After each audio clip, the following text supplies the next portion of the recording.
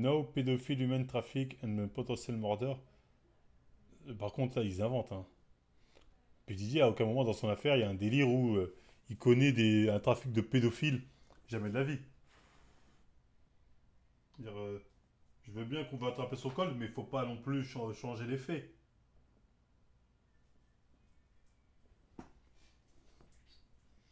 Les gens, ils aiment trop inventer. Hein. Non, moi, je le défends pas, encore une fois, je m'en bats les couilles. Moi, je parle des faits, c'est tout. Il avait oui, c'est le boss d'un trafic d'escorte, si tu veux. Un trafic sexuel. C'est pas pédophile. Say just from industry media. T'inquiète pas, alors regarde, il va nous le répéter. De sitôt,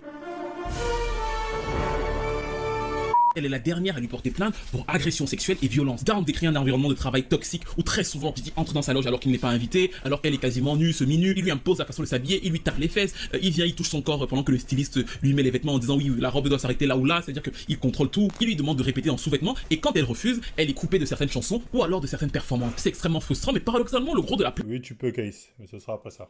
concerne surtout la même personne, à savoir Cassie. Down raconte qu'elle a vu à plusieurs reprises Cassie être projetée. J'en ai déjà parlé du cas Cassie, les gars.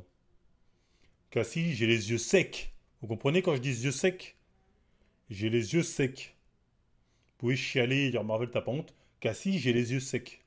J'étais dans des scènes comme s'il était un ballon. Une fois Cassie a pas bien fait les œufs, il a frappé Cassie devant elle et il l'a tiré dans les escaliers. Une autre fois, ils étaient tous à table. Il y avait Usher, Nio et plusieurs autres artistes.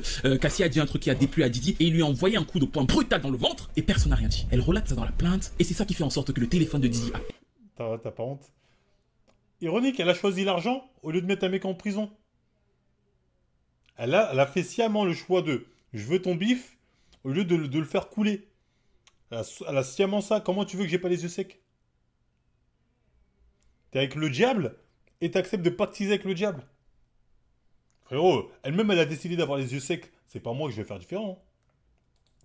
Il va appeler 54 fois Kalena. Kalena, c'est l'autre fille, le Dirty Diddy Money. 2 jours après la plainte de Down, on voit apparaître Je vais effectivement pas jeter la pierre, j'ai dit que j'avais les yeux secs. la déclaration de Kalena qui dit bah en fait oui Down a apparemment vu des choses, elle porte apparemment plainte, mais sachez que moi tout ce qu'elle dit là je n'ai pas vu ça. J'ai été là et c'est ça qui rend le truc particulier. J'ai été dans le groupe avec elle, mais le fait qu'elle porte plainte ne la concerne que elle. Moi Ray Charles, elle contredit son ancienne collègue le 14 septembre 2024 et ça semble donner une accalmie. Didi se pose, il regarde vers le ciel, mais ce sont précisément ces faits-là qui vont quelques jours après le conduire derrière les barreaux.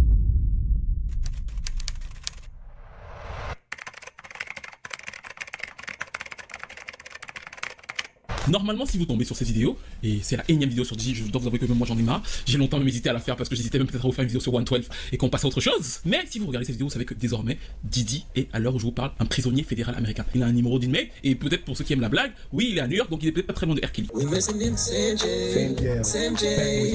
Mais ce qui est encore plus intéressant, c'est le film de l'arrestation de Didi, parce qu'effectivement, vous devez vous dire, mais il y a une semaine, il était à Miami, comment il s'est retrouvé à New York? Oui, il a quitté Miami après être énervé et tout, dimanche, et il est arrivé avec son jet privé à New York. Pourquoi? Parce qu'aussi bizarre que ça puisse vous paraître, il venait se rendre. Même si dans la journée de lundi, on l'a vu faire les photos avec tous ses enfants, d'ailleurs, c'est pas une sans que tous ses enfants, toute sa famille était là. Il venait se rendre à la police. Pourquoi? Parce que ses avocats lui avaient dit tu vas être inculpé. Donc du coup, qu'est-ce qu'ils ont fait? Ils lui ont fait une réservation dans un hôtel et pour pouvoir bien constituer leur dossier, ils devaient lui louer un appartement à New York. Pourquoi est-ce qu'il avait besoin d'un appartement à New York alors que Didi est super riche? C'était pour le couper de son environnement naturel, d'arriver avec un dossier béton devant la juge en disant à la juge franchement, Didi est venu se rendre de lui-même. Il vous propose de vivre dans un appartement solo, loué tranquillement dans New York, de suivre son procès à l'extérieur, de ne pas être emprisonné parce que voilà, il a fait preuve de bonne foi. Sauf que justement le lundi soir, alors qu'il est encore à l'hôtel et qu'il discute justement d'avoir un nouvel appartement et qu'il se fait refuser dans plein d'appartements à New York, et ça c'est vraiment incroyable. On voit, et c'est prouvé par les lettres, que Didi cherche un appartement et les appartements le refusent. Il est censé quitter l'hôtel le lendemain, donc en vérité, le lundi soir, il est déjà sans domicile fixe. Et c'est là que la police américaine voit que Didi est en train de chercher un appartement et arrive donc pour le mettre en garde à vue une journée avant la date prévue initialement, à savoir le 17 septembre. Ce qui a fait hurler son avocat qui a dit on l'a arrêté avant parce qu'il savait que s'il était venu se rendre de lui-même, bah en fait, ça aurait constitué un élément à son avantage et qu'il était en train de chercher son appartement, le gouvernement l'a piégé.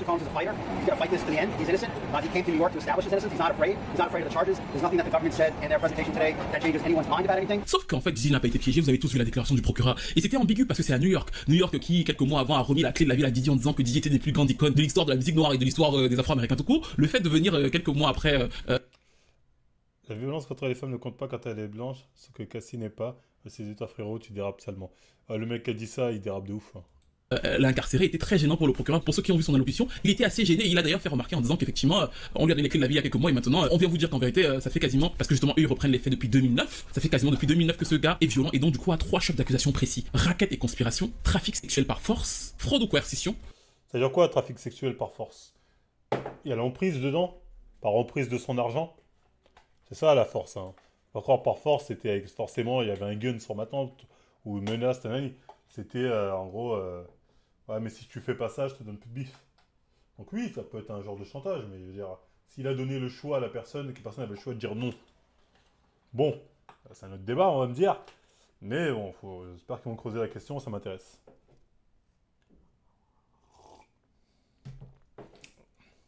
Raquette et conspiration. Ok. Fraude et conquération en vue de prostitution. Ça, c'est en gros, il ramener des timpes. Forcer quelqu'un donc à se prostituer. Ce sont les 3 chefs d'accusation contre Didi. Et si vous avez suivi toutes les précédentes vidéos, vous devez vous y attendre parce que je vous avais prévenu que Didi... Je le dis, hein. La seule façon de forcer quelqu'un à se prostituer, c'est la menace. Et la menace, on va dire, soit physique, forcément physique, après on me dira si, mais la menace matérielle aussi, ça joue. Oui, mais t'as le choix. Et quand c'est physique, c'est soit tu fais ça, soit je te frappe, ou soit je te tue. Là, c'est beaucoup plus contraignant. Alors c'est soit tu fais ça, soit tu dégages. Pour moi, t'as le choix de dire je dégage. Didi ne serait pas attaqué pour V ou alors pour violence directement parce que c'est hyper difficile. En revanche, la loi RICO, comme ce qui a condamné R. Kelly, permet de cibler un point précis dans toutes les histoires qu'on avait vues, à savoir le transport de personnes d'un état à l'autre. Très souvent, d'ailleurs même dans les chansons que vous écoutez et tout, vous les entendez souvent raconter ça les rappeurs, alors que oui, I fly my bitch to Houston, to machin, je fly les bitches. Après, ça beaucoup de raconter ça en plus. Que oui, lui fly les bitches d'un état à l'autre. Ils ont eu un très bon truc, c'est d'aller sur la loi RICO et le trafic sexuel. C'est principalement sur ça qu'ils veulent attaquer Didi parce qu'ils ont compris que c'est ça qui avait trompé R. Kelly. Didi, dans ce que nous connaissons et qu'on appelle les freak-off, ces fameuses zombies, Cassie avait raconté qu'effectivement, lui faisait venir beaucoup de prostituées, hommes comme femmes d'ailleurs, d'un état à l'autre. Il forçait en droguant les meufs ou en les tapant. Il a tapé Cassie, c'est un fait. Il a tapé Cassie, c'est un fait, il n'y a pas de débat. Donc il est tapé Cassie, ça, il n'y a personne qui va remettre ça en cause. Il a se faire enculer, mais Cassie n'a même pas porté plainte pour ça. Donc il a quand même se faire enculer. Ensuite, il est forcé à se droguer, tout ça. Pour l'instant, il y a beaucoup de témoignages dans ce sens-là. Après, moi, est-ce que je donne un crédit à 100% des témoignages? Non. Si demain il avoue, là ok, il n'y aura plus de débat. Ou s'il y a des preuves concrètes, des vidéos, ce que tu veux, matériel, là ok. À l'autre pour pouvoir engager les fameuses orgies. Ces personnes étaient très souvent intoxiquées et donc payées, mais en tout cas intoxiquées pour participer à ça. Et c'est donc ça que l'État américain recoupe et appelle donc trafic sexuel. En plus, Didi ayant des antécédents de violence, le faisant souvent avec des personnes qui sont des subalternes, c'est-à-dire que Cassie travaillant pour lui. Vous vous rappelez de la plainte de Cassie travaillant pour lui? En fait, ça donne des situations où effectivement les gens sont peut-être forcés à s'engager à des actes qu'ils n'auraient pas fait. Oui, là, c'est le fameux emprise. C'est le fameux délire d'emprise. S'ils n'étaient pas sur l'emprise financière, ou alors l'emprise mentale, ou alors l'emprise physique. Encore une fois, l'histoire d'emprise. Oui, j'étais sous son emprise financière. Si je dis non, j'ai plus de maison. Oui, ça peut s'entendre, mais je sais pas. Ou alors l'emprise farine de Didi. Et c'est donc sur ça principalement que s'est reposé le dossier du procureur, qui a ensuite donc parlé des fameuses fouilles de la maison de Didi qui avaient été hyper médiatisées. Rappelez-vous aussi que je vous avais dit pendant l'affaire Kendrick Lamar, comme les beaucoup gens disaient... vont dire, c'est pas un choix de refuser quand tu as le choix entre quitter ta maison et faire ça. C'est pas un choix, bien évidemment, que tu vas accepter. Il y a cette Zumba-là. Oui, le bif Kendrick Lamar et Drake, c'est pour cacher l'affaire. Je vous ai dit à plusieurs reprises que c'était n'importe quoi. Ce que je vous avais dit, c'était que ça prenait du temps parce que le procureur avait besoin, et ils l'ont dit dans la déclaration, de tout simplement regarder en fait. Il y a énormément de matériel électronique chez Didi, donc du coup, pour pouvoir recouper tout, ils ont dit qu'on a tout regardé et après on allait chercher chez 80 autres téléphones d'autres personnes différentes pour pouvoir recouper les vidéos des différentes affaires de Didi. Special agents from HSI executed search warrants at Combs' residences in Miami and Los Angeles.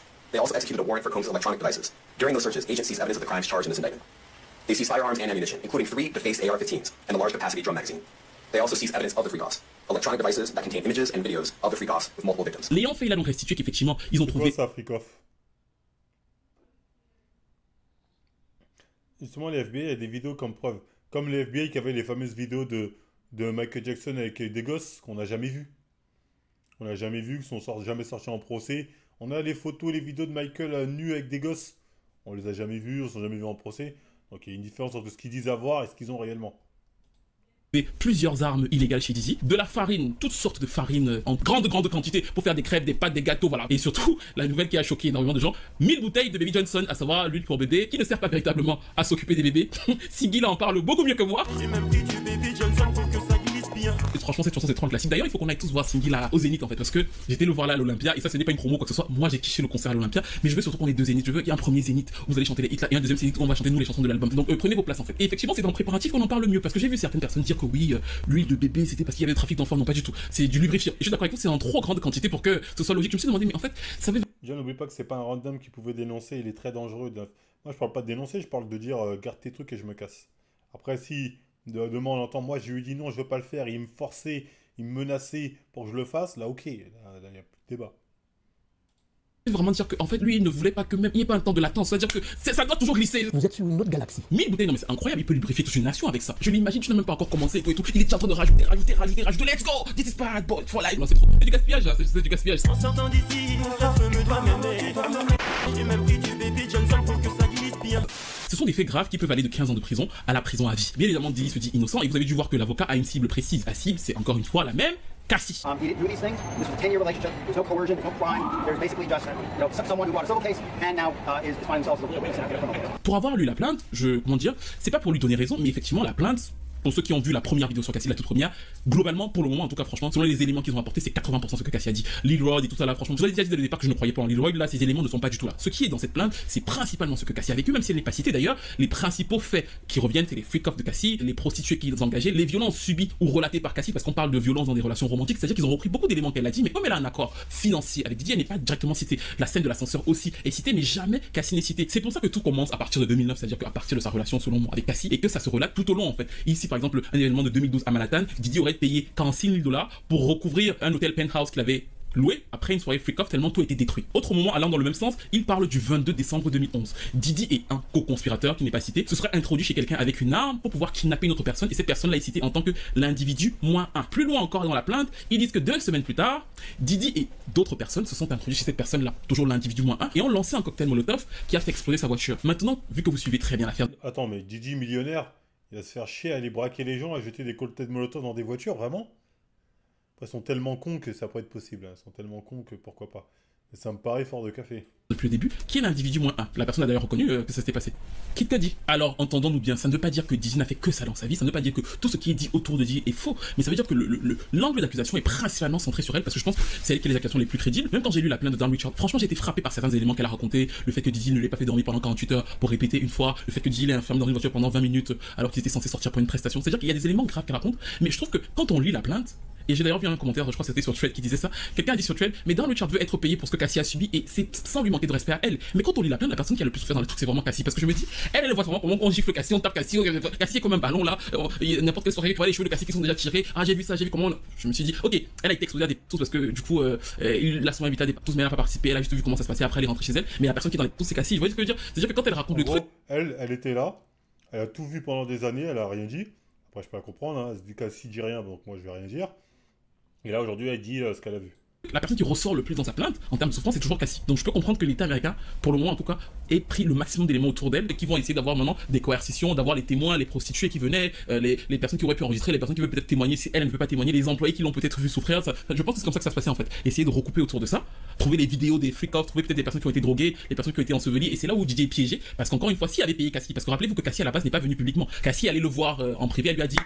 Give me my money, je ne parle pas. Il a pas voulu donner de l'argent, elle a sorti la plainte. Le lendemain, il a payé Cassie, mais c'était déjà trop tard. S'ils avaient géré ça là en background, c'est pour ça que je pense qu'ils s'en veulent beaucoup et que quelque part ils sont déboussolés. Ils ont proposé justement cette caution de 50 millions de $, qui est colossale en disant à l'État américain, il ne va pas partir de New York, on assure qu'il ne va pas voyager, on remet les passeports de toute la famille, on met en gage sa maison de Miami, la maison de sa mère, des lettres de tous ses enfants pour dire que leur père va rester. L'État américain a refusé une première fois et le procureur a expliqué son refus en disant que Diddy est un homme dangereux, Diddy a des armes et c'est pour ça que au début, je vous ai dit que sans s'en rendre compte, il s'était enfermé lui-même. Diddy menace les gens. Je pense que c'est une erreur d'orgueil qu'il a fait. Au moment où on lui refuse la caution, il fait un appel. Et là, quand il fait l'appel, le procureur le piège. Il est écouté depuis 1 an. Le procureur sort tous les fameux appels de Diddy. Vu que Diddy a appelé Kalena 5 jours après, il rappelle que Diddy a appelé Kalena 54 fois pour qu'elle vienne nous dire, après la plainte de Dan Richard, qu'elle n'a rien vu. Il rappelle aussi que Diddy a appelé plusieurs témoins après la plainte de Cassie. En fait, Diddy est écouté depuis le début. Et Diddy, comme un fou, continue à souvent même passer par le téléphone d'autres personnes. Parce que lui, je pense que il a le syndrome de la personne au-dessus de tout le monde. Donc du coup, il prend le téléphone de quelqu'un d'autre, il appelle tel ou tel autre témoin pour dire que Diddy n'a jamais rien vu. Sauf que le gouvernement américain le suit à chaque fois. Et c'est donc sur ça, entre autres, que le procureur va redire à la juge, non, c'est un homme dangereux. Et si vous le laissez sortir, il va continuer à menacer les témoins, à appeler par-ci par-là. La preuve, 5 jours avant qu'il n'arrive ici, il a appelé la témoin là 54 fois. En plus, il est dangereux, il a des armes chez lui, et c'est donc pour ça qu'une deuxième fois, sa demande de libération sous caution avec 50 millions de dollars mis sur la table, des tests de drogue hebdomadaires, la promesse de n'approcher aucune femme, hormis les femmes de sa famille, en fait, l'État américain va encore une fois lui dire non, en estimant qu'il est dangereux, ce que lui-même a prouvé, c'est-à-dire qu'en allant menacer les témoins, essayer de leur donner de l'argent et tout, il a rajouté une couche à son propre dossier. Tirer dessus. I was defending him, and he turned around and called witnesses to testify against me, and he contributed. He pretty much sent me to prison. So that is the context by which you must always describe that relationship. Yes, I forgave, I moved on, did not do any business. I never said that. I said that he proposed to give the Howard Scholarship, which is what I do in all rounds. This was not someone who I vacationed with and who he and I enjoyed this great intimate relationship. Il y a une ambiance de le roi est mort, vive le roi. Shine qui nous explique que Didi a détruit sa vie, et en vérité c'est quelque chose qu'on a toujours su. Il a fait de la prison à la place de Didi lors de la fameuse fusillade avec Jennifer Lopez, mais le discours de Shine au cours des 10 dernières années était vraiment centré principalement sur le pardon. Il parlait même en faisant des photos avec Didi en disant que c'est son frère, et c'est la première fois depuis quasiment 15 ans qu'il ose dire devant la caméra, en fait cet homme a détruit sa vie. This is someone who destroyed my life, and who I forgave, and who I moved on, and so don't distort it as if, you know, he and I were bombali. This is someone that destroyed my life. So I had nothing to do with Sean Combs' personal life, no interaction, that level, everything was strictly on a professional level. Les langues se délient. De son côté, mais célèbre, on l'a vu dans son show, il est venu avec une cravate orange, faisant référence au fait que désormais Didi sera habillé en orange comme tous les prisonniers américains. Mais je trouve que malgré tout, il y a un silence assourdissant. C'est-à-dire que de la part des célébrités américaines, encore une fois, de la part de l'international américain, on a la comparaison avec la condamnation de R. Kelly, on n'a pas de grands discours, on n'a pas de grands écriteaux, de machin. C'est très très calme, le silence est véritablement assourdissant. C'est trop calme. J'aime pas trop beaucoup ça. One of the biggest music executives currently was just arrested. I'm curious if you have any opinion on his arrest or the alleged action. No, I feel for his children. The rest, I can't speak on. I mean, you know, that's what we got court system for, but I feel for his kids. You know what? I'm going to tell you. When anybody asks me my opinion on Diddy, you know what my opinion is? I have none. I got no answers for a Diddy question. Selon moi, l'une des raisons de tout ça, c'est la peur. Qu'on s'entende bien, nous sommes juste au début de l'affaire qui aura des ramifications incroyables. Mais là, tout de suite, il y a quelque chose de super intéressant. C'est qu'il y a 5 ans, on pouvait jouer l'hypocrisie, nous sortir de grands textes sur Instagram, sur Twitter, et dire que vraiment quelle horreur, R. Kelly, mon Dieu. Là, d'un coup, on a affaire à certainement le plus gros empire de la scène hip-hop de son époque, c'est-à-dire que des années 90 à aujourd'hui, Didi, et c'est encore confirmé dans sa plainte de la part du procureur, parce que c'est sur le procureur que j'ai lu qu'il dit que Didi pèse $1 milliard, donc vraiment c'est quand même énorme en valeur. Donc le fait que le procureur lui me dise que Didi pèse $1 milliard, c'est vraiment pour montrer le poids colossal qu'il a dans l'industrie et le poids financier qui est le sien. Et de l'autre côté, je pense que c'est les accusations en elles-mêmes qui, pour certaines, sont floues et qui ont cassé une certaine hypocrisie dans ce qu'ils appellent justement la culture. Et le premier à avoir révélé ça, c'est quelqu'un que je n'apprécie pas forcément pour ses idées, parce que je lui ai reproché plusieurs choses dans la première vidéo sur Lil Wayne, pas la deuxième, mais la toute première, où je parlais justement du fait que Lil Wayne a été abusé et que lui se vantait de faire abuser ses enfants à lui, bah c'est Boosie. Le rappeur Boosie est allé sur Twitter et il a dit: je me sens mal parce que j'ai l'impression que Didi va en prison pour essentiellement avoir fait ce que tous les artistes célèbres ont fait. Faire voyager des SALOPE d'un état à l'autre juste pour pouvoir faire des threesomes, des tous. Bah en fait, il est juste un peu plus bizarre que les autres, il est juste un peu plus freaky, c'est-à-dire qu'il est juste un peu plus fou parce que bon, effectivement, il a quand même 800 gods, je crois, non, pas 800, il a 789 gods. Oui, on a trouvé ça aussi. 789 gods dans la maison. Donc c'est effectivement, on est obligé de penser qu'il est un peu plus freaky que la majeure partie des gens. Mais encore une fois, selon Boosie, en fait, ces femmes, selon lui, ce sont des prostituées qui prennent l'avion et qui sont disposées à être avec leur partenaire pour du sexe. Si c'est le cas et que vous avez été appelé en avion pour avoir des relations sexuelles, vous devriez être qualifié de PUTE. Et il va plus loin. Quand on est une célébrité, on doit faire voyager le poisson rouge. Sinon, comment tu vas faire pour avoir du poisson rouge? C'est comme ça qu'on fait en fait, nous. On fait voyager le poisson rouge. Et à la fin de son propos. Moi, c'est comme ça que j'ai compris l'histoire pour l'instant.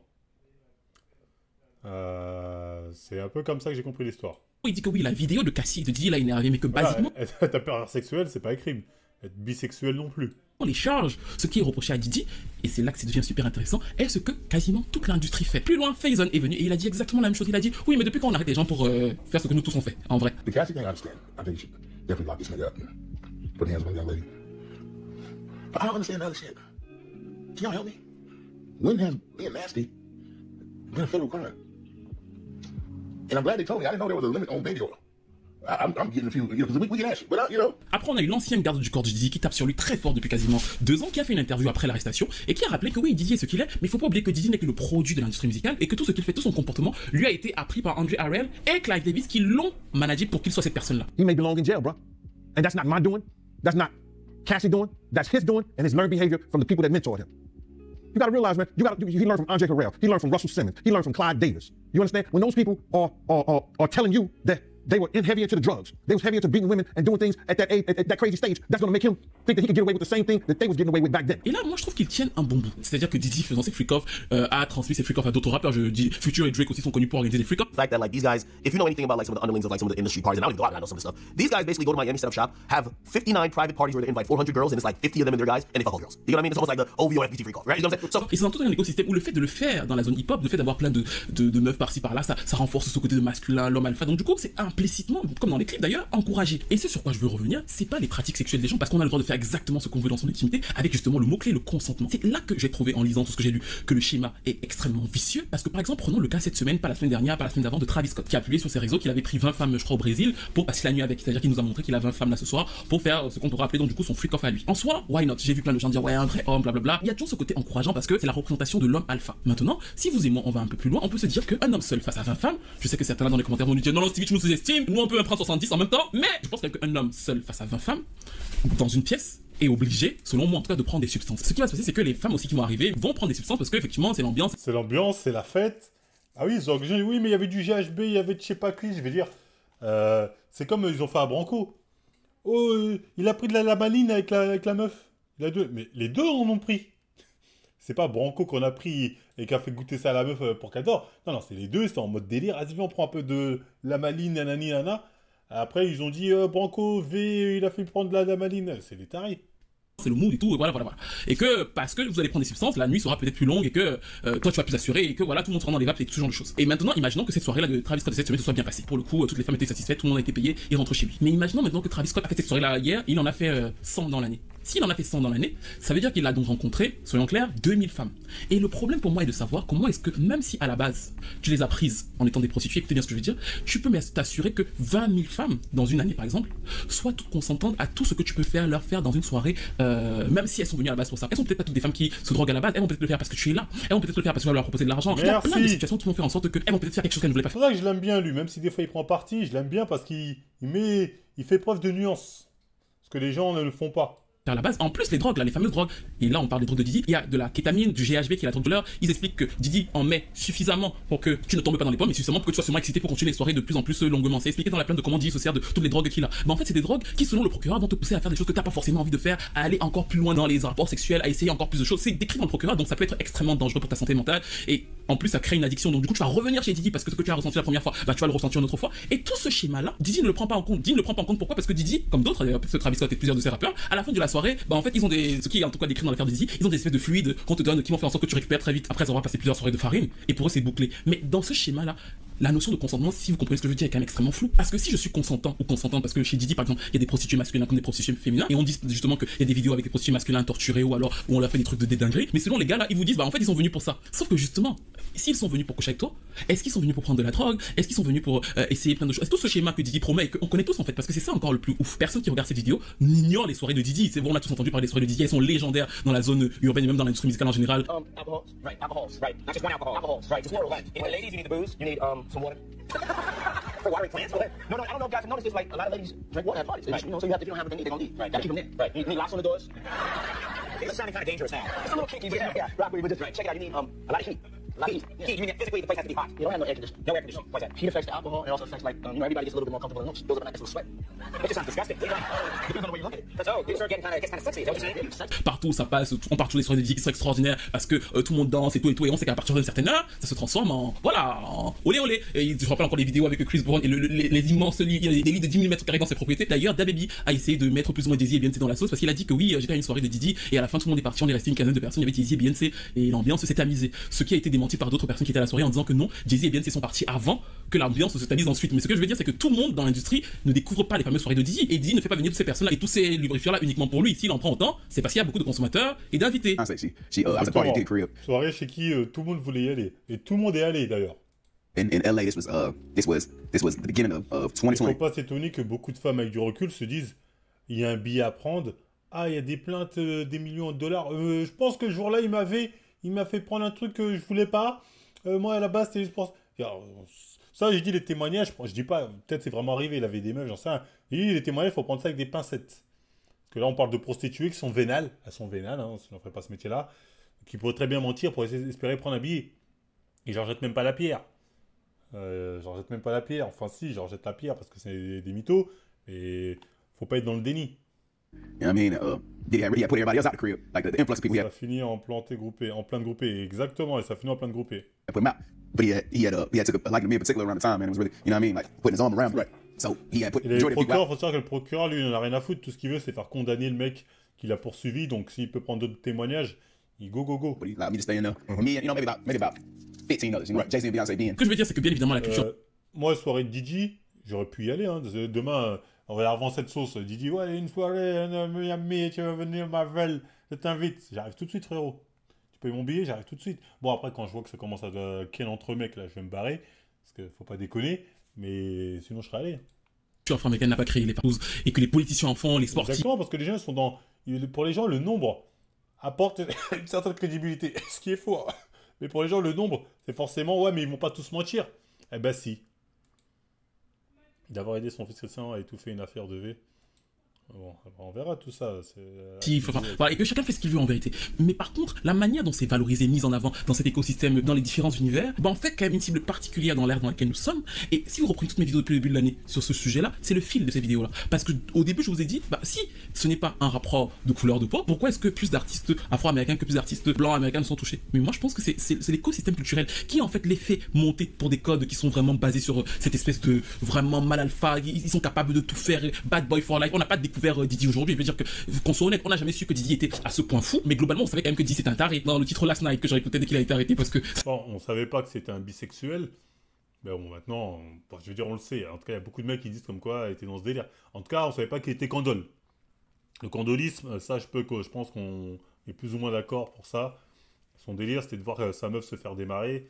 Alors, il était partouzard, Ça m'a fait penser à ça. À l'intro, quand même, il dit que oui, je vais aller tuer ce fils de pute, douche. Enfin, Didi, quand même, a toujours été extrêmement menaçant. Je trouve même qu'au contraire, Didi est assez défendu. J'ai vu Dr Omar sortir pour dire que depuis quand avoir 1000 bouteilles de lubrifiant chez soi, c'est un crime, c'est juste pour faire glisser, les gars. Non, il a fait tout un argumentaire pour défendre Didi. Sean Puffy Combs' federal charges have little, if anything, to do with domestic abuse or pedophilia. His major sex crime, federally, is... On est d'accord. C'est ça, quand je vois les gens qui disent un violeur pédophile, je dis violeur, on attend de voir, pédophile, où vous avez vu ça? He's being accused of transporting women across state lines to engage in sex. What we call prostitution. Not Casey, not the freak-offs, not underage girls, but prostitution. It is interstate sexual trafficking. That is the charge. Why am I bringing this up? I'm bringing this up because when I listen to the news, they're not talking about the evidence against Sean Puffy Combs. When I listen to the news, I have yet to hear anybody give me a specific piece of interstate sex trafficking evidence against Sean Puffy Combs. I don't think any black man needs 1,000 bottles of baby oil. But I haven't seen anywhere in federal law where owning 1,000 bottles of baby oil is a federal crime. Et je trouve même que beaucoup d'entre vous, vous attendiez 50 Cent pour vous faire beaucoup de blagues. Et je trouve que 50 n'a pas fait beaucoup de blagues. 50 a fait une petite blague là parce que vous l'attendiez dessus, peut-être qu'ils vont faire d'autres. Mais au contraire, 50 a sorti l'argumentaire qui défend Didi. L'argumentaire qui est de dire que Didi avait son partenariat avec la marque Diageo et les fameuses bouteilles Cyrock. Et que c'est parce qu'il a voulu avoir des parts qu'il s'est rebellé que finalement ça lui arrive. Il n'est pas en train de vous dire parce que et encore une fois, là tout de suite, là nous parlons de ce qui se trouve dans la plainte de Didi. Peut-être que d'autres choses vont arriver. Moi je suis pas dans les trucs. Il y a plein de choses qui se disent sur internet, Obama, machin. Ça c'est pas dans les plaintes de Didi. Si on se fixe juste sur ce pourquoi Didi a été arrêté pour le moment, à l'heure où on se parle, bah en fait, si vous réfléchissez, 50 ne vous dit pas Didi est un gros dégueu, il vous dit c'est parce qu'il a attaqué son employeur qu'on l'a mis dans cette situation. You have experience with major corporations, like me, my particular experience with Dave Centauri, it's great in the beginning. It's great for us to work for them. It's not so cool when you start to own things. You see what I'm saying? So I made a lot of money with them too. Like, there's a point, they did a deal that mirrored what Puffy's deal with Diageo was. So he didn't have ownership at any point, but he was getting a lot of money, like almost like $60 million a year. So you see him go to dating on is when you see him have some issues. And these people have really strong relationships. Don't think that the civil case doesn't turn into a criminal case faster, because he's making them uncomfortable. That's a big part of it. Et c'est pour ça que je vous dis que quelque part, il y a quelque chose de très culturel dont ils sont conscients en fait. On va pas citer plein de rappeurs parce que j'ai envie de dire que tous les mêmes, mais par exemple, encore une fois, Rick Ross. Quand Rick Ross avait fait le remix de la chanson You Don't Even Know It avec Future, A$AP Rocky et tout le monde en 2013, dans son couplet, il dit je mets du molly, donc encore une fois de la farine, dans son verre, elle ne s'en rend pas compte, je la ramène chez moi, je fais ce que je veux avec elle, et elle ne s'en rend pas compte. Et dans les faits, ce qu'il vient de décrire, c'est un V pour nous tous, clairement c'est un V. Mais ce que je me suis toujours posé comme question, et c'est là où je fais appel à vous, c'est que tous les managers d'artistes présents sur cette chanson-là, Rocco, Future, Rick Ross, tous les labels par lesquels ça a dû passer, vu qu'ils sont plusieurs, personne ne s'est dit dans les petites équipes, mais en fait, il y a un problème avec la phrase de Rick Ross. Il a fallu que ça sorte pour que les gens se rebellent. Okay, ladies and gentlemen, for all those in London that don't know what happens to the white man when he comes to a P. Diddy party, this is what happens to the white man. It's how unfortunate. You gotta pull back though, so they can see. That's great. Mais ce à quoi je veux faire appel pour vous, c'est que si autant de personnes dans l'industrie proche là ne lui ont pas dit change ta phrase, c'est que quelque part pour eux c'est assez logique. Et pour moi, beaucoup sont dans cette espèce de flou relationnel qui compose l'industrie musicale. Et c'est pour ça que ce qui est écrit dans la plainte de Didi, faudra quand même leur faire tic, parce qu'à différents levels, certains peuvent aussi être touchés par ça. C'est la chanson aussi Blurline de Robin Thicke, cette espèce de flou bizarre qu'ils ont dans ce mélange entre sexe, drogue et jusqu'au bout de la nuit. Donc selon moi, l'une des choses sur lesquelles le procès de Didi peut être super intéressant, c'est si on remet aussi en cause cette manière qu'ils ont de voir la culture, cette manière dont l'hyper masculinité, enfin j'aime pas trop ces mots hyper machin, est vue dans la communauté noire, comment il y a cette hyper sexualisation des femmes qui fait en sorte que finalement les sistas sont très contents de voir Didi tomber. Hein. Ils se voient tous comme des bouts de viande et que ça se retranscrit en fait dans les comportements au final. Et selon moi, c'est une des raisons pour lesquelles très souvent ils ont beaucoup de mal, ces rappeurs, à comprendre ce qu'on leur reproche. Et je pense que des fois ils sont sincères parce que c'est tellement les raisons pour lesquelles ils sont ce qu'ils sont que finalement je me dis mais en fait moi j'ai toujours fait ça, je fais ça depuis 50 ans. Enfin oui, c'est pour ça qu'on m'aime, tu vois. Regardez quand même comment Didi ne réalise pas ce qui se passe. Il fait quand même dire à son avocat dans sa plainte en réaction à la bagarre avec Cassie que la vidéo est la preuve que lui n'est pas parfait mais qu'il avait plusieurs copines. Pour lui, il voit pas la violence. Il dit j'avais plusieurs copines et on s'est disputé parce qu'elle était jalouse. Mais il voit pas le tout le spectre de la violence. Il dit qu'elle a toujours été consentante et que voilà, c'est une relation toxique qu'ils avaient tous les deux. Point à la ligne. Il est intoxiqué dans cette vidéo en fait. Je ne dis pas que ça l'excuse. C'est bien ce que j'ai dit dans la relation de Cassie. C'est-à-dire, c'est une relation toxique. Lui, dans tous les cas, il l'a frappé et qu'il soit condamné, mais apparemment, il n'a pas porté plainte. Mais c'est une relation à laquelle elle a consenti. C'est terrible hein, ce qui lui est arrivé à son, mais c'est une relation à laquelle elle a consenti. Stay away from women, keep your black people business. See, told you nobody wants your name. Je suis mort. En gros, elle nous tire dessus pour faire faire toutes les autres meufs pour les avoir pour eux. Elles ont pas besoin de ça. Si c'est ça l'objectif.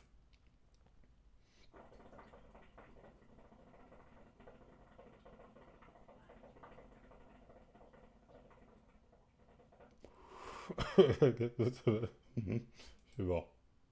Non, ouais, ils n'ont pas compris. C'est bien ça. Comment ça, j'ai pas compris le même. En gros, rester loin des hommes noirs. C'est ça qu'elle dit. Faut les avoir pour eux tout seuls. Stay away from your men. Stay away from your men and keep out people black business. C'est pas ça?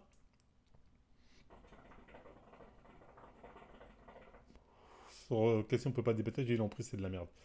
J'ai pas que l'emprise c'est de la merde. Mais parfois t'as le choix de dire ok je me casse.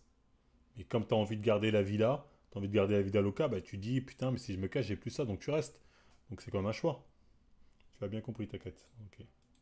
Mais je trouve qu'on voit que c'est pas un homme dans son état normal. Partant de là, comment est-ce qu'il est sûr, ils sont sûrs à 100% qu'à chaque fois où ils sont avec n'importe quelle femme et tout, n'importe quel homme partout, ils sont toujours sûrs sur le consentement. Et en plus, ils le publient sur les réseaux sociaux en plein 2024. Et là où on voit que ce sont des pratiques banalisées dans l'industrie, c'est effectivement le fait qu'il y a quand même eu depuis l'arrestation de Didi, c'est-à-dire il y a 2 jours, au moment où je fais cette vidéo, plusieurs démissions dans l'industrie musicale. La plus célèbre, c'est quand même Kevin Lice, qui n'a que 56 ans, je trouve qu'il est extrêmement jeune, qui a été pendant très longtemps vice-président chez Warner, qui a travaillé chez Def Jam et qui était en ce moment à la tête de 300 Entertainment avec Leon Cohen. Il était sur Megan Thee Stallion. Franchement, ils avaient de plutôt très bons résultats. Randy Goodman, le CEO de Sony Music Nashville, a aussi démissionné. Kaz Kobayashi, le CEO de Sony Music Japon, a aussi démissionné. Tout ça, ça s'est fait dans la même journée où Didi a été emprisonné. Et ça, c'est sans compter tous les docteurs, les maires qui ont démissionné dans la même journée. C'est-à-dire qu'il y a des papiers qui montrent qu'il y a eu plusieurs démissions au moment où on a unsealed, c'est-à-dire où on a commencé à dévoiler les affaires autour de Didi. On va prendre avec des pincettes parce que pour le moment, on ne sait pas encore si c'est directement lié à ce qui se passait dans les soirées de Didi. Mais en tout cas, c'est ce que semblent penser plusieurs journalistes américains. Le problème, je veux dire, moi demain, je suis milliardaire.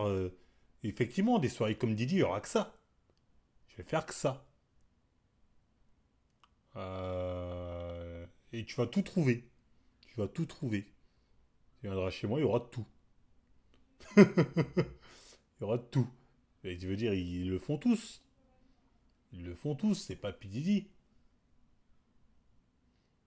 Je veux dire, à part la pédophilie, t'auras tout.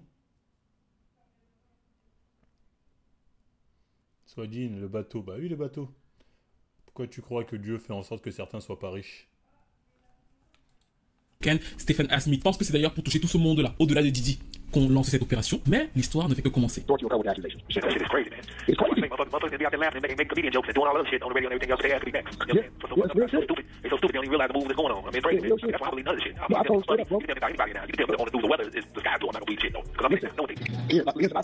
On peut défendre Cassie tout en reconnaissant que c'est quand même une sacrée salope avant même d'être avec Didi et qu'au final, c'est deux ravagés qui sont autour. Comment ça, c'était une salope Cassie avant Didi? Je suis pas au courant. Ça m'énerve rien au fait que les coups... Non, les coups, on les condamne, on les condamnera toujours. Après, c'est dans une relation toxique qu'elle a consenti sous emprise, comme diraient certains, mais consenti sous emprise de l'argent. Parce que c'est bien de dire l'emprise, mais ok, elle a consenti sous l'emprise de l'argent. On va préciser comme ça, c'est mieux. Parce qu'il n'a pas de bif, elle le quitte sans problème, j'imagine. Donc oui, c'est dur de dire non à l'argent, je comprends. Pour le moment, les avocats de Didi vont jouer un coup, à savoir qu'ils vont essayer au maximum d'accélérer le procès, parce que c'est sa meilleure chance de s'en sortir. L'une des choses quand même qui m'a paru un peu fébrile dans la conférence de presse du procureur, c'est qu'il n'y avait pas beaucoup de détails. C'est-à-dire que soit il veut les cacher, soit effectivement ils sont encore à la recherche de pas mal de choses. Il a fait plusieurs appels dans son allocution en disant s'il y a des gens qui ont des informations, venez et tout. Mais du coup, quand on lui demandait il y a combien de victimes, il y a combien de ceci, il y a quoi, il répondait quasiment jamais en disant que ouais, voilà, que ils sont encore en train de chercher et tout. Et d'après ce que j'ai lu pour le coup dans le rapport d'une journaliste américaine qui a assisté au procès, elle pense que en vérité le procureur n'a pas encore tous les éléments pour pouvoir bien faire son procès. Et donc du coup, c'est pour ça que Didi et son équipe vont forcer pour avoir un procès extrêmement rapide, parce qu'ils savent que là le procureur n'aura pas encore, selon l'article que j'ai lu, réussi à réunir tous les éléments et tous les témoins. Mais l'une des choses qui pourrait jouer pour le procureur et retarder le procès, c'est le fait qu'il réussisse à inculper d'autres personnes autres que Didi, à savoir des co-accusés. C'est quand le procès là? Faut que j'apprenne l'anglais, comme ça. Eux, c'est rediffusé à la télé leur procès. Hein. On regardera en direct. Faut que j'apprenne l'anglais. Ce qui va faire en sorte qu'ils aient une période plus longue pour préparer le procès contre lui, vu qu'il va manifestement se battre depuis la prison. Et on va voir comment ça va se passer pour la suite, parce qu'on va finir cette vidéo avec un petit twist. Je veux vraiment que vous le photographiez dans votre esprit. Il y a exactement un mois, c'est suffisant pour apprendre l'anglais, non? 4 ans, 3 ans je crois. Vous vous rappelez, pour ceux qui me suivaient, que j'ai été vilipendé sur les réseaux sociaux pour une raison simple. J'avais dit, je le répéterai toujours, qu'il ne fallait pas supprimer la musique de R. Kelly. Pourquoi je le dis? Parce que depuis que Didi a été arrêté, vous avez dû voir que le silence est assourdissant. On n'a pas justement les fameuses lettres de l'époque qui nous disaient qu'il fallait supprimer la musique de R. Kelly. Pourquoi aussi? Parce que les Afro-Américains... Mais comment tu peux dire qu'elle était uniquement sous l'emprise de l'argent? Après, elle était sous l'emprise de l'amour aussi. Elle était sous l'emprise de l'argent et l'amour. Tu préfères? Dans ce cas-là, faut pas aimer l'argent, faut pas aimer l'amour. Bon, si tu préfères, je rajoute sous l'emprise de l'argent et l'amour. Ça te va? Les Américains ont compris. Et d'ailleurs, j'avais expliqué que c'est Kendrick Lamar, en disant à Spotify que s'il supprime sa musique, lui, qui avait bloqué tout. Et quand je l'ai fait, j'ai été pris dans des sauces incroyables. À l'époque, j'étais bien moins connu, entre parenthèses, qu'aujourd'hui. Mais je me suis retrouvé dans des TT sur Twitter. Ils ont dit des choses abominables sur moi, de dire que enfin, des histoires incroyables sur moi. Frère, ça m'a rien changé. Bonsoir. Oh. Ma famille, ma soeur a été harcelée sur les réseaux sociaux, on lui a promis plein de choses horribles, elle a été obligée de changer de compte et on est allé là. C'est pour ça que lui, il a un peu une analyse comme moi, parce qu'il a subi ça. Il a subi un lynchage injuste. Tu vois ce que je veux dire? C'est pour ça qu'il analyse des choses plutôt bien, Stevie. Il a subi ce genre de lynchage. Et sur LinkedIn, quand t'as pas subi ça, t'as du mal à vraiment te mettre à plusieurs niveaux. T'as du mal. Mettre encore plus de choses horribles à la justice. Et deux, il y a plein d'autres artistes dans l'industrie que Spotify aurait pu directement investiguer et qui ne le font pas et où les faits chez eux sont pourtant avérés. Et mon problème avec tout ça, c'est que dans un système profondément inégalitaire et profondément racial, en fait, on retrouve depuis quasiment le début. Lui, s'il avait vraiment analysé de manière profonde mon histoire, il en aurait parlé en vidéo de faire Crazy Bali, il aurait tout compris. Hein. Il aurait tout compris. Il aurait compris la manipulation. Mais il a fallu que ce soit cette conne de Bali qui gratte le buzz sur mon dos. Comme ça, par rapport avec la musique, ils s'en battaient les couilles. C'est bien dommage. La cancel culture dans la musique, les mêmes schémas sociétaux. Ma mère, pareil, enfin bref, vous vous rappelez de cette histoire. Je n'ai jamais changé de position et j'ai même continué à poster sur mes réseaux. Quand il y a l'anniversaire d'un album de R. Kelly, j'ai continué à poster. Pourquoi? Parce que j'ai toujours cru à ce que je disais. Je suis pas ici en train de vous dire. Marcus, il l'a fait. Mais il l'a pas fait vraiment en détail, Marcus. Il est resté sur les gros points. Et lui, c'est le genre de mec qui va chercher les sources. D'écouter ce que vous voulez écouter. Je dis en revanche qu'il ne fallait pas supprimer. C'est deux choses différentes. Et la phrase que je veux vraiment que, si vous avez moins de 20 ans, vous reteniez à la fin de cette vidéo, c'est deux choses peuvent être vraies dans cette vie en même temps. Quelqu'un peut être un porc, un chien, quand on met dans une prison, et son œuvre peut avoir inspiré des gens. Il faut ne pas la supprimer juste pour la cohésion d'une histoire. Mais c'est pas de ça que je veux parler cette fois-ci. Ce sur quoi je veux attirer votre attention, c'est le fait que cette fois-ci, les Afro-Américains n'ont pas lancé la suppression de la discographie de Didi. On n'a pas eu en France des gens nous disant que oui, on doit supprimer Bad Boy Records, on va supprimer les albums de Mary J. Blige, on va supprimer parce que ça lui rapporte de l'argent pendant qu'on le stream, on va supprimer tous les featuring de Didi. On n'a pas eu ça parce que, et c'est ce que je veux que vous compreniez, ces gens, et je vous l'ai toujours dit en fait, j'avais utilisé une phrase simple, ils font du prêt à penser. Le prêt à penser, c'est quoi? C'est que dès qu'on pense là-bas, ils répètent. Et du coup, ils t'imposent ça parce que voilà, là, du coup, leurs émotions, vraiment, ils sont incroyables. Mais dès que tu leur opposes une contradiction parce que ça vient d'une réflexion, bien vu, Caïs beau gosse, tu deviens le diable. Et c'est ce qu'ils ont passé le temps à faire pendant au cours de ces 4 années. Années à me salir extrêmement partout. Pour qu'au final, non seulement, quand ça se passe avec Didi, la musique de Didi reste en ligne, ils ne se battent pas pour ça, mais mieux encore, je sais pas si vous avez vu que plusieurs artistes qui avaient supprimé leur musique, les Jennifer Hudson et tout ça, les ont abandonnés et ont remis en streaming leur featuring avec R. Kelly, même Ciara d'ailleurs.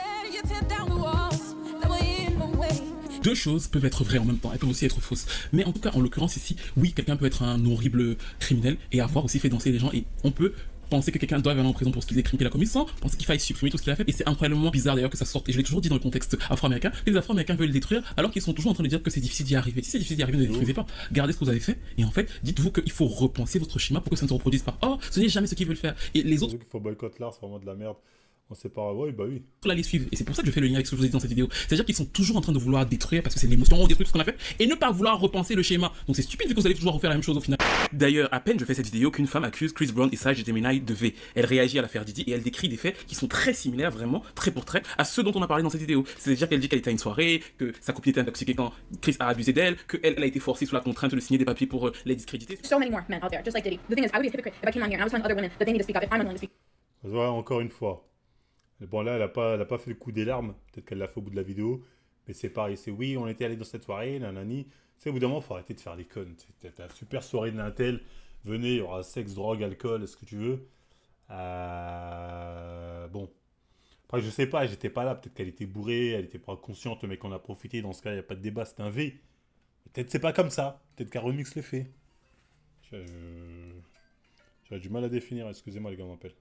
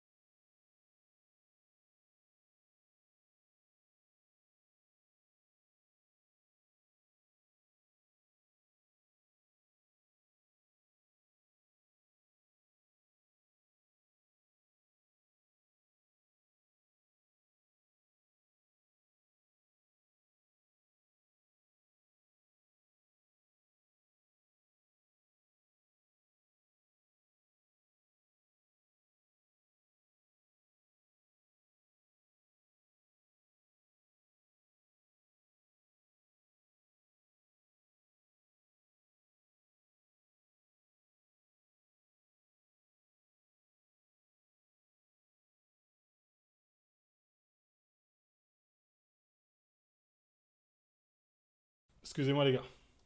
Speak up. I was raped at Chris Brown's house by his friend, Sage the Gemini. I should have never been there, but Sage the Gemini raped me at his house. Chris Brown raped my friend when she was underage. She was under the influence and she was 16 years old. These were on 2 different occasions. But the thing is, all these men, all these abusers, they hang out together. Chris Brown and Sage the Gemini are rapists. Right after Sage raped me, he had me sign a paper saying that everything happened was consensual. Vous avez vu le délire? Chris Brown a violé ma copine, elle avait 16 ans. Encore une fois, on est sur des meufs, ça peut être des mythos. Je dis pas le délire, ça peut être vrai. Hein. C'est des meufs qui ont pu mythos sur leur âge, arriver là-bas. Peut-être c'était effectivement mineur, ça arrivait, elles ont dit, tu sais, des faux papiers au States, c'est un truc qui se vend comme des cartes postales. Comment il était censé savoir, lui? Dire que c'est quasiment une affaire qu'on aurait pu trouver dans les freak-offs de Didi. Et ce qui est intéressant, c'est que vous allez voir là que tout de suite, ça ne va pas les marquer. Parce que là, tout de suite, ce n'est pas. Ils veulent juste que Didi tombe. Ils vont pas se dire, mais en fait, c'est bizarre quand même que tout le temps ça se reproduise. C'est bizarre quand même que Didi et R. Kelly aient exactement les mêmes charges. C'est bizarre. Non. Parce que leur objectif n'est pas de guérir la maladie. C'est de rigoler sur les symptômes en se faisant en plus passer pour des donneurs de leçons. Parce que le truc de trafic sexuel, comme il a dit, ironique, tous les riches, ils tombent pour ça, normalement. DiCaprio, les je sais pas qui, tout Hollywood tombe. Hollywood, toute l'industrie musicale tombe. Bref, on arrive à la fin de cette analyse qui revenait donc sur l'actualité autour des accusations autour de Didi. Je vous ai donné le film de sa chute, ce pourquoi je pense que la culture afro-américaine devrait quand même se poser des questions pour que ça ne se reproduise pas, au-delà du jugement des relations sexuelles que les gens peuvent avoir, et les gens ont encore une fois le droit de faire exactement ce qu'ils veulent. Je suis pas ici pour juger ou quoi que ce soit, j'ai juste parlé du contexte dans lequel c'est fait, des drogues, enfin de tout ce qui faisait la dangerosité de ce qui a été appliqué à Didi et qu'on retrouve encore, en tout cas que je semble percevoir chez d'autres rappeurs, et qui, même si Didi on est d'accord, c'est un fou furieux au vu de tout ce qu'il a fait, ben en fait les autres ne sont pas super loin de parler de la cancel culture contre laquelle je me suis battu. Et je vais vraiment faire un big up à toutes les personnes qui m'ont suivi parce que ce n'était pas facile. Franchement, ce n'était pas simple à l'époque de venir de construire les vidéos et tout. Tellement on m'insultait, c'était pas simple de cliquer sur mes vidéos, tellement vous êtes des horreurs sur moi. Vous êtes restés, on est toujours ensemble. On est même plus que ce qu'on était à l'époque, donc merci beaucoup. On va continuer. N'hésitez pas à me donner tous vos avis sur cette chute de Didi, ce que vous en avez pensé. Est-ce que dans les ramifications qu'il va y avoir, vous pensez que d'autres personnes vont tomber, les personnes qui ont été arrêtées, les Kevin Lights et tout, est-ce que vous pensez que c'est directement lié à l'affaire Didi ou alors pas du tout? Est-ce que vous pensez effectivement que, comme beaucoup le pensent, Caïs, envoie des subs au lieu de m'envoyer tes putains de trucs K-pop. Envoie d'abord le sub. Entre chez Didi par l'affaire Cassie pour qu'il puisse dénoncer d'autres personnes qui ont participé à des ordres ou alors des trucs de ouf avec lui. Est-ce que vous pensez comme Stephen et Smith le pensent que finalement Didi a parlé aux mauvaises personnes dans l'industrie ou alors a fait des mauvais... T'as donné un sub? C'est vrai? Qui confirme les gars? Il a redonné un sub pour son truc coréen là? J'ai pas fait attention. Mais j'ai oublié. Ou alors a énervé la mauvaise personne qui a fait en sorte que le château de sa vie s'effondre. N'hésitez pas parce que je crois que vous êtes nombreux à regarder la chaîne sans vous abonner. Donc non mais si tu me le dis je te crois. N'hésitez pas à le faire. Pour les gens qui sont dans la cancel culture là, on attend toujours que vous supprimiez les chansons de The Dream. Parce que The Dream est accusé des mêmes choses que Didi à moindre échelle vu que la plainte de The Dream est quand même assez conséquente. Et on décrit les mêmes choses, séquestration, les mêmes choses que Didi et R. Kelly, c'est exact. Ils vont tous béton. J'ai juré que les gars, ils vont tous béton. En fait ce qu'ils n'ont pas compris c'est que la boîte de Pandore elle est ouverte. R. Kelly, il y avait une certaine légitimité pour les gens parce que quelque part... il avait retourné des meufs qui étaient mineures, donc quelque part, bon, c'était mérité. Et là, P. Diddy, on essaie de nous faire croire que c'est la même sauce, et les autres, ils vont tous béton, en vrai. Même si Arkelly, il n'est même pas béton, il n'est pas béton pour truc des mineurs, c'est pour trafic sexuel. Salut Ali. Mais on nous a pas encore entendu nous expliquer qu'il fallait supprimer toutes les chansons de The Dream. C'était quoi votre argumentaire là? Oui, mais si on écoute The Dream, les chansons que The Dream, les royalties de The Dream, ça peut en faire en sorte qu'il paye ses avocats et que voilà la culture. Vous nous avez pas dit ça? C'est bizarre. Est-ce que c'est parce que si on supprime les chansons que The Dream a écrites, on va supprimer les chansons de Beyoncé? Je sais pas, j'ai du mal à croire. C'est très bien. Que vos principes moraux s'arrêtent dès qu'on chante Single Ladies, quand même, non? Non, quand même, vous n'êtes pas ce genre de personne. Oh, là, il lâche une fille de folie au Sista. Et alors là, j'ai une fille de folie. Ne savez pas, faites-nous honneur, faites campagne pour qu'on supprime tout ça. Voilà, voilà. On vous attend. Pour le reste, je vous fais un gros big up et on se retrouve très vite pour une nouvelle vidéo.